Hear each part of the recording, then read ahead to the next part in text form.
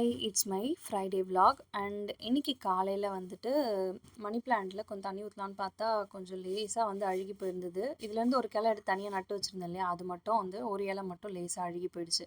அதுக்கு காரணம் நான் தண்ணி ஊற்ற முடியல அப்படின்னு சொல்லிட்டு ஒரு நாள் இவரை ஊற்ற சொல்லியிருந்தேன். கொஞ்சம் தண்ணி வந்து நிறையவே ஊற்றிட்டாரு, அதனால் அந்த ஒரு இலை மட்டும் ஸ்பாயில் ஆகிடுச்சு.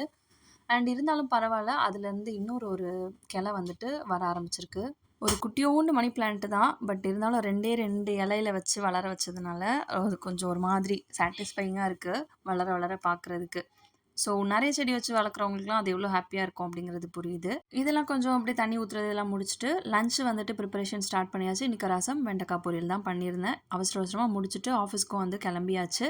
என் பர்த்டே விலாகில் சொல்லியிருப்பேன், பர்த்டேக்கு ஃபர்ஸ்ட் டே வந்துட்டு ஒரு சம்பவம் ஆச்சுன்னு. அது இந்த டே தான். ஓட்ட கற்றுக்கிட்டதுலேருந்து இப்போ வரைக்கும் இத்தனை வருஷமாக ஓட்டிகிட்ருக்கேன். பட் இது வரைக்கும் ஒரு தடவை கூட கீழே விழுந்தது கிடையாது. இந்த தடவையுமே வந்துட்டு நானாக கீழே விழல, வேறு ஒருத்தவங்க வந்துட்டு என்னை இடித்து நான் கீழே விழுந்துட்டு நடக்கணும்னு இருந்திருக்கு. ஸோ நடந்துருச்சு, அவ்வளோதான் என்னை பொறுத்த வரைக்கும். நெக்ஸ்ட் வீடியோவில் பார்க்கலாம்.